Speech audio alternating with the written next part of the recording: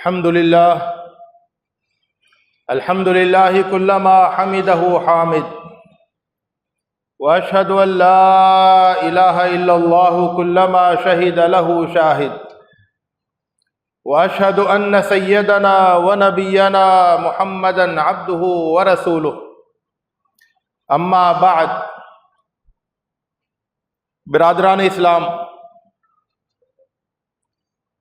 قرآن مجید کے مطالعے سے، احادیث کے مطالعے سے یہ معلوم ہوتا ہے کہ اس دنیا میں انسان کی کامیابی کا دار و مدار اس بات پر ہے کہ وہ اپنی خواہشات پر کس قدر قابو رکھتا ہے۔ قرآن مجید کی آیتوں میں اس بات کو بہت صاف کر دیا گیا ہے۔ فرمایا گیا فَأَمَّا مَنْ طَغَى وَآثَرَ الْحَيَاةَ الدُّنْيَا فَإِنَّ الْجَحِيمَ هِيَ الْمَأْوَى۔ جس نے سرکشی کا راستہ اختیار کیا اور دنیا کی زندگی کو فوقیت دی، ترجیح دی، تو اس کا ٹھکانہ جہنم ہے۔ اس نے جہنم والا راستہ اختیار کیا جب اس نے سرکشی کی اور دنیا کی زندگی کو ہر چیز پر ترجیح دی، آخرت پر ترجیح دی۔ دوسرا کردار پیش کیا کہ وَأَمَّا مَنْ خَافَ مَقَامَ رَبِّهِ وَنَهَى النَّفْسَ عَنِ الْهَوَىٰ فَإِنَّ الْجَنَّةَ هِيَ الْمَأْوَىٰ۔ جسے اپنے رب کے سامنے جانے کا اندیشہ تھا، اپنے رب کے سامنے کھڑے ہونے کا جسے ڈر رہا، اور اس نے اپنے نفس کو خواہشات سے روکا، باز رکھا، تو اس کا ٹھکانہ جنت ہے۔ فرمایا کہ جو اپنے رب کے سامنے کھڑے ہونے سے ڈرا اور جس نے اپنے نفس کو خواہشات سے روکا، تو جنت اس کا ٹھکانہ ہے۔ تو یہ دو راستے ہیں اور دو ٹھکانے ہیں۔ ایک راستہ دنیا کو سب کچھ سمجھ لینے کا ہے، اور اس راستے کی منزل وہ جہنم ہے۔ اور ایک راستہ اللہ سے ڈرنے کا، اللہ کے سامنے جواب دہی سے ڈرنے کا اور نفس کو خواہشات سے روکنے کا ہے، اور یہ راستہ جنت تک پہنچاتا ہے۔ اللہ رب العزت نے ارشاد فرمایا کہ جو لوگ خواہشات کی پیروی کرتے ہیں وہ اللہ کے راستے سے گمراہ ہو جاتے ہیں۔ حضرت داؤد علیہ السلام کو خطاب کرتے ہوئے اللہ نے فرمایا کہ یا داؤد انا جعلناک خلیفۃ فی الارض، اے داؤد ہم نے تمہیں زمین میں اقتدار عطا کیا ہے۔ فاحکم بین الناس بالحق، تم لوگوں کے درمیان حق کے ساتھ فیصلہ کرو، صحیح صحیح فیصلہ کرو۔ ولا تتبع الہویٰ فیضلک عن سبیل اللہ، خواہشات کی پیروی مت کرو۔ خواہشات کی پیروی کرنا تمہیں اللہ کے راستے سے بھٹکا دے گا۔ ان الذین یضلون عن سبیل اللہ لہم عذاب شدید بما نسوا یوم الحساب، جو لوگ اللہ کے راستے سے بھٹک جاتے ہیں، دور ہو جاتے ہیں، تو ان کے لیے سخت عذاب ہے۔ اور یہ سخت عذاب اس وجہ سے ہے کیونکہ وہ حساب کے دن کو بھول گئے۔ خواہشات کی پیروی وہ کرتا ہے جسے حساب کتاب کا دن یاد نہیں رہتا ہے، اور جسے حساب کا دن یاد رہے وہ خواہشات کی پیروی نہیں کرتا ہے۔ تو جس نے خواہشات کی پیروی کی وہ اللہ کے راستے سے بھٹک گیا، اور پھر اس کے لیے سخت عذاب ہے کیونکہ وہ یوم حساب کو بھول گیا تھا۔ اللہ رب العزت نے صاف صاف دو کردار بیان کیے اور کہا کہ اس میں موازنہ کر لو، کون سا کردار بہتر ہے، کس کردار کو تم اپنے لیے پسند کرتے ہو۔ فرمایا کہ افمن کان علی بینۃ من ربہ کمن زین لہ سوء عملہ واتبعوا اہواءہم، کہ ایک کردار وہ ہے جو اپنے رب کی طرف سے روشن راستے پر چلتا ہے، اس کی پوری زندگی روشنی میں گزرتی ہے، وہ روشنی جو اللہ تعالیٰ کی طرف سے عطا کی گئی، واضح راستہ، روشنی، اور اس روشنی میں وہ اپنی منزل کی طرف رواں دواں ہوتا ہے۔ اور دوسرا کمن زین لہ سوء عملہ واتبعوا اہواءہم، اور دوسرا کردار وہ ہے، دوسرے وہ لوگ ہیں کہ جن کے لیے ان کے برے اعمال خوشنما بنا دیے گئے، غلط کام کرتے ہیں، برائیوں میں لت پت ہوتے ہیں اور سمجھتے ہیں کہ وہ بہت اچھے ہیں، تو دنیا والے ان کی تعریف بھی کر رہے ہوتے ہیں مختلف پہلوؤں سے، اور وہ اپنی برائی میں مگن رہتے ہیں۔ شیطان ان کو یہ وسوسہ دیتا ہے، ان کی نگاہوں پر یہ جادو کر دیتا ہے کہ انہیں اپنے برے کام اچھے نظر آتے ہیں، اسی پر وہ فخر کرتے ہیں، اسی پر وہ شان بگاڑتے ہیں۔ تو اور ان لوگوں کا حال یہ ہوتا ہے کہ واتبعوا اہواءہم، یہ اپنی خواہشات کی پیروی کرتے ہیں۔ حضرات، اللہ کے رسول صلی اللہ علیہ وسلم نے فرمایا کہ الکیس من دان نفسہ وعمل لما بعد الموت، سمجھدار شخص وہ ہے، سوجھ بوجھ اور دانائی رکھنے والا شخص وہ ہے جو اپنے نفس پر کنٹرول رکھتا ہے، اپنی خواہشات کو قابو میں رکھتا ہے اور موت کے بعد کے لیے تیاری کرتا ہے۔ اور بیوقوف شخص وہ ہے، احمق شخص وہ ہے جو اپنے آپ کو اپنی خواہشات کے پیچھے چلاتا ہے اور پھر اللہ سے امیدیں بھی باندھتا ہے۔ تو یہ جو میں نے آپ کے سامنے آیتیں پیش کی اور یہ جو حدیثیں پیش کی، یہ بتاتی ہیں کہ اس دنیا میں اصل امتحان وہ یہی ہے کہ آپ نفس کی خواہشات پر کنٹرول رکھیں۔ اللہ تعالیٰ نے نفس کے اندر بہت ساری خواہشات رکھی ہیں، اور یہ خواہشات ہی اصل میں تو آپ کا امتحان ہے۔ ان خواہشات کے ذریعے سے یہ معلوم ہوتا ہے کہ آپ کے اندر دنیا کی طلب ہے یا آخرت کی طلب ہے، آپ اللہ کو خوش کرنا چاہتے ہیں یا دنیا ہی کو حاصل کرنا چاہتے ہیں۔ تو یہی اصل امتحان ہے۔ تو اللہ تعالیٰ نے اس امتحان کو لینے کے لیے انسان کے اندر بہت ساری خواہشات رکھی ہیں، طرح طرح کی خواہشات۔ کسی کے اندر دولت کمانے کی خواہش ہوتی ہے تو وہ ہر طرح سے دولت کما لینا چاہتا ہے۔ جب وہ اپنے آپ کو اس خواہش کے پیچھے لگا دیتا ہے، اللہ کو بھلا کر، اپنے انجام کو بھول کر، تو پھر وہ ہر طرح سے دولت کمانا چاہتا ہے۔ کسی کے اندر دولت کے اظہار کی اور نمائش کی خواہش ہوتی ہے اور وہ اس راستے میں سب کچھ کر گزرتا ہے۔ کسی کے اندر شہرت کمانے کی خواہش ہوتی ہے، کسی کے اندر عہدے اور منصب حاصل کرنے کی خواہش ہوتی ہے۔ جنسی خواہشات جو آدمی کو انتہائی پستی میں گرا دیتی ہیں،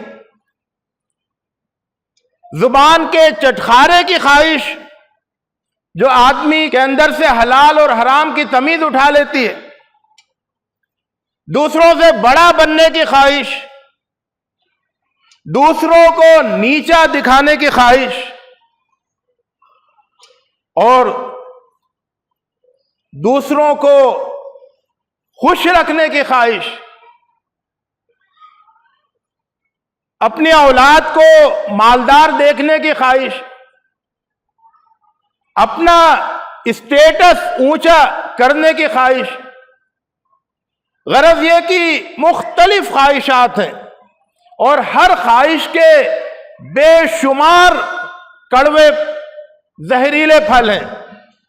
ہر خواہش پستی تک پہنچانے والی ہے، ہر خواہش انسان کو گمراہی میں لے جانے والی ہے۔ حضرات، اس موقع پر میں نے خاص اس پہلو کو اس لیے بیان کیا کہ رمضان المبارک کا مہینہ قریب ہے، اور روزے کی جو سب سے بڑی خصوصیت ہے، انسانی زندگی پر روزے کا جو سب سے بڑا اثر ہو سکتا ہے، وہ یہ ہے کہ روزے انسانوں کے اندر اپنی خواہشات کو قابو میں رکھنے کی قوت پیدا کرتے ہیں۔ یہ ایک ریاضت ہے، ایک مہینے کی ریاضت رمضان کے روزے۔ اس ریاضت سے اگر آدمی صحیح طور سے گزرے تو اس کے اندر اپنی خواہشات پر قابو پانے کی غیر معمولی قوت ہو سکتی ہے۔ تو روزے انسان کے اندر نفس کی خواہشات پر قابو پانے کی قوت پیدا کرتے ہیں، اور یہ قوت غیر معمولی قوت ہے۔ انسان سے دو طرح کے مطالبے ہیں، ایک نیک کام کرنے کا مطالبہ ہے اور ایک برائیوں سے بچنے کا مطالبہ ہے۔ نیک کام کرنے کے لیے جتنی قوت درکار ہوتی ہے اور جتنی ہمت درکار ہوتی ہے، اس سے زیادہ قوت، اس سے زیادہ ہمت وہ برے کاموں سے بچنے اور اس سے بھی زیادہ برے کاموں کو چھوڑنے کے لیے درکار ہوتی ہے۔ نیک کام کرنے سے، نیکیاں کمانے سے کہیں زیادہ مشکل کام برائیوں سے بچنا ہے، اور برائیوں سے بچنے کے لیے آدمی کے اندر وہ قوت ہونی چاہیے کہ وہ اپنے خواہشات پر قابو رکھ سکے۔ انسان کا جو سب سے پہلا امتحان ہوا انسان کی تخلیق کے بعد، وہ اسی کا امتحان تھا۔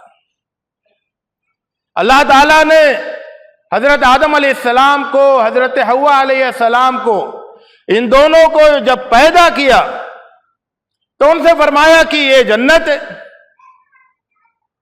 اس جنت میں نہ تو تمہیں بھوک لگے گی نہ پیاس لگے گی،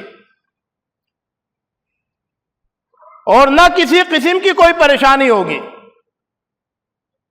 تو جنت میں آدم اور حوا کو بسایا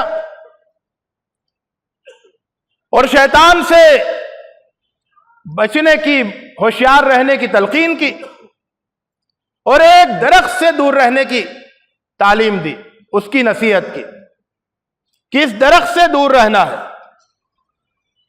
تو ایک درخت سے بچنا تھا اور باقی پوری جنت تھی اپنی ساری نعمتوں کے ساتھ۔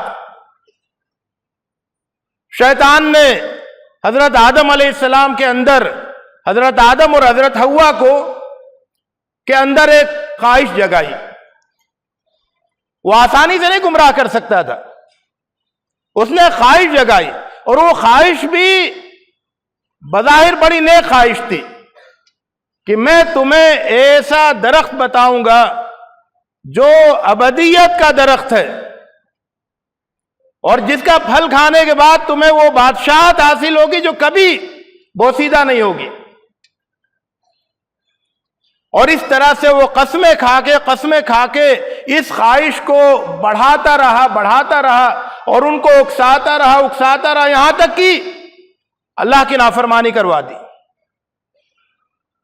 اور یہ انسان کے لیے سب سے پہلا اور سب سے بڑا سبق تھا کہ اللہ تعالیٰ نے جن چیزوں سے روکا ہے ان چیزوں سے دور رہنا ہے، اور اس کے لیے اپنی ہر خواہش کو قابو میں رکھنا ہے، چاہے بظاہر وہ خواہش کتنی اچھی اور بھلی نظر آ رہی ہو، چاہے اس کے اندر، اس خواہش کے اندر خود برائی کا کوئی پہلو نہیں ہو، لیکن چونکہ وہ خواہش اللہ کی نافرمانی تک لے جانے والی ہے، اس لیے اس خواہش سے دور رہنا ہے، اس لیے اسے روک کے رکھنا ہے، اپنے آپ کو بچا کے رکھنا ہے۔ تو یہ جو روزہ ہے یہ اسی کی تربیت کرتا ہے، یہ اسی کی ریاضت ہے۔ قرآن مجید میں فرمایا گیا والصائمین والصائمات والحافظین فروجہم والحافظات، ان دو چیزوں کو، دو صفتوں کو ایک ساتھ ذکر کیا گیا، روزہ رکھنے والے مرد اور روزہ رکھنے والی عورتیں، اور اپنی شرمگاہوں کی حفاظت کرنے والے مرد اور حفاظت کرنے والی عورتیں۔ تو روزے کے ذریعے سے قوت پیدا ہوتی ہے اپنی شرمگاہ کی حفاظت کی۔ دوسرے لفظوں میں روزے سے قوت پیدا ہوتی ہے اپنی خواہشات کو قابو میں رکھنے کی۔ اسی بات کو اللہ کے رسول صلی اللہ علیہ وسلم نے ایک خطبے میں فرمایا اور کہا کہ یا معشر الشباب من استطاع منکم الباءۃ فلیتزوج ومن لم یستطع فعلیہ بالصوم فإنہ لہ وجاء، کہ اے نوجوانوں، تم میں سے جس کے اندر شادی کرنے کی استطاعت ہو تو شادی کر لے۔ بعض روایتوں میں اس کے فائدے بھی بتائے گئے، اور جو شادی کرنے کی استطاعت نہیں رکھتا ہو تو وہ روزے کا اہتمام کرے، کیونکہ روزے کا اہتمام اس کی خواہشات کو کمزور کرے گا اور اسے اپنی خواہشات پر قوت عطا کرے گا۔ ایک دوسری حدیث میں اللہ کے رسول صلی اللہ علیہ وسلم فرماتے ہیں کہ اللہ تعالیٰ کہتا ہے، اللہ تعالیٰ فرماتا ہے الصوم لی وانا اجزی بہ، بندہ روزہ رکھتا ہے تو میرے لیے روزہ رکھتا ہے اور میں اس کا بدلہ دوں گا، اس کا صلہ دوں گا۔ یدع شہوتہ واکلہ وشربہ من اجلی، وہ اپنی خواہشات کو، نفسانی خواہشات کو، شہوتوں کو، وہ اپنے کھانے کو، وہ اپنے پینے کو، ان سب کو وہ میری خاطر چھوڑ دیتا ہے۔ تو یہ روزے کی روح ہے، یہ روزہ ہے، یعنی روزے کی حقیقت کہ آدمی اللہ کی خاطر اپنی نفسانی خواہشات کو، اپنے کھانے کو، اپنے پینے کو، ہر چیز کو چھوڑ دیتا ہے۔ وَالصَّوْمُ جُنَّةٌ، اس ریاضت کے نتیجے میں روزہ کیا ہے؟ ایک ڈھال بن جاتا ہے اس کے لیے، جس کے ذریعے سے وہ شیطان کے ہر حملے کا مقابلہ کر سکتا ہے۔ شیطان اسے پھر شکست نہیں دے پاتا، اس پر حملہ آور نہیں ہو پاتا ہے۔ اس کے آگے پھر ایک اور بات بتائیے، فرمایا وَلِلصَّائِمِ فَرْحَتَانِ، روزے دار کے لیے دو خوشیاں ہیں، فَرْحَةٌ حِينَ يُفْطِرُ وَفَرْحَةٌ حِينَ يَلْقَى رَبَّهُ، دو خوشیاں ہیں، ایک خوشی جب وہ افطار کرتا ہے اور ایک خوشی جب وہ اللہ تعالیٰ سے ملاقات کرے۔ یہ روزہ جو ہے یہ زندگی کا آئینہ ہے، اس میں آپ پوری زندگی دیکھ سکتے ہیں۔ روزے کی حالت میں آدمی کیا سوچتا ہے؟ ایک تو جب وہ اپنے روزے کی حفاظت کرنا چاہتا ہے تو وہ دو گویا کہ اس کے اندر خیالات اس کی ہمت بڑھانے والے ہوتے ہیں، کتنی بھوک لگ رہی ہو، کتنی پیاس لگ رہی ہو۔ ایک تو یہ کہ افطار کا وقت قریب ہے، تو افطار کا وقت جب ہو جائے گا تو پھر آرام سے کھائے پیئیں گے جی بھر کے، تو اس لیے ابھی صبر کر لو، ابھی رک جاؤ، اپنے آپ کو روکے رکھو، افطار کا وقت تو آنے والا ہے۔ اور دوسرا یہ کہ ابھی جو ہم بھوک اور پیاس برداشت کر رہے ہیں تو اللہ تعالیٰ کے یہاں تو اس کا بہترین صلہ ملنے والا ہے۔ زندگی کا معاملہ بھی یہی ہے، زندگی میں اللہ تعالیٰ نے بہت سی خواہشات کے پیچھے چلنے سے روکا ہے، خواہشات کو قابو میں رکھنے کا حکم دیا ہے، اور اس کے ساتھ ہی یہ تسلی بھی دی ہے، یہ خوشخبری بھی دی ہے کہ دیکھو وہ اس دنیا کے بعد پھر وہ جنت ملنے والی ہے، جس جنت میں خواہشات پورے کرنے کا پورا انتظام ہوگا۔ وَلَكُمْ فِيهَا مَا تَشْتَهِي أَنفُسُكُمْ وَلَكُمْ فِيهَا مَا تَدَّعُونَ، ابھی اپنی خواہشات کو قابو میں رکھو، صبر کر لو، وہ وقت آنے والا ہے کہ تمہیں وہ جنت ملے گی کہ جس میں جو خواہش کرو گے وہ ملے گا، جو مانگو گے وہ ملے گا۔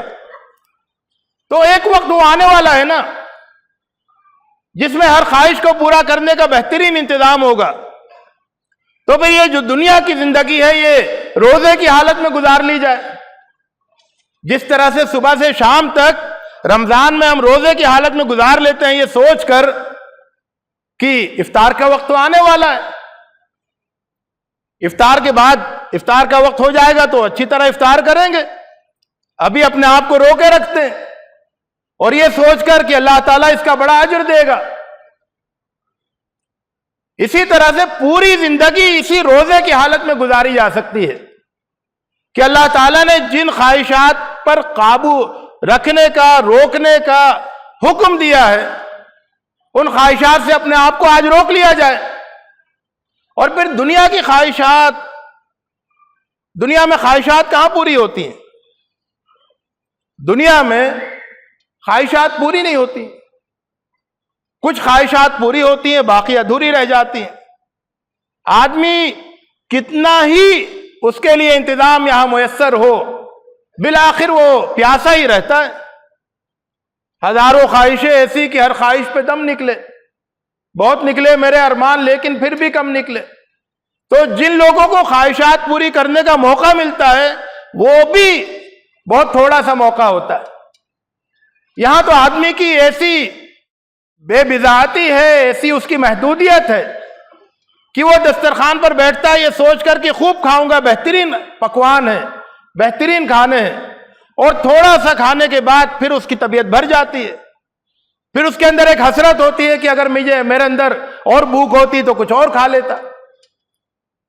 تو یہاں کا معاملہ تو امتحان کا ہے کہ خواہشات آپ کا امتحان لے رہی ہوتی ہیں، خواہشات پوری نہیں ہوتی ہیں، خواہشات آپ کو امتحان میں ڈال رہی ہوتی ہیں۔ تو اللہ تعالیٰ اس کے ایک قوت بڑھانے کے لیے، حوصلہ دینے کے لیے وہ جنت کا ذکر کرتا ہے اور کہتا ہے کہ وہاں پر تم ہر خواہش پوری کر لو گے۔ شرط یہ ہے کہ دنیا میں اپنی خواہشات پر کنٹرول رکھو۔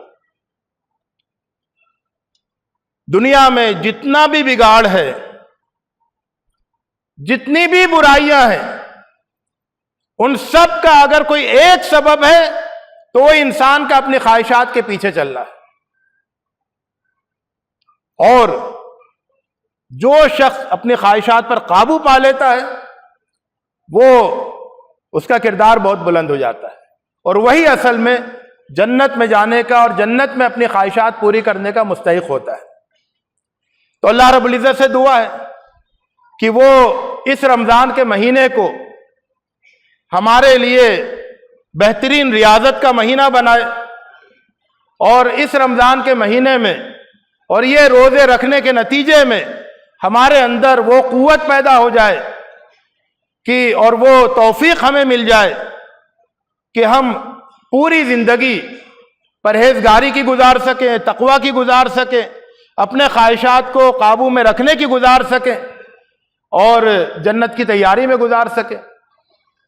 تو رمضان میں جو افطار کی خوشی ہوتی ہے وہ بھی ہمیں ملے، اور اللہ تعالیٰ سے ملاقات کی اور اللہ کی جنت میں جو ہمارے لیے خوشیاں رکھی گئی ہیں، جو ہمارا اور ہم سب کا انتظار کر رہی ہیں، وہ خوشیاں بھی ہمارے حصے میں آئے۔ اللہ رب العزت سے دعا ہے وآخر دعوانا ان الحمد للہ رب العالمین۔ اقول قولی ھذا واستغفر اللہ لی ولکم اجمعین واستغفروہ انہ هو الغفور الرحیم۔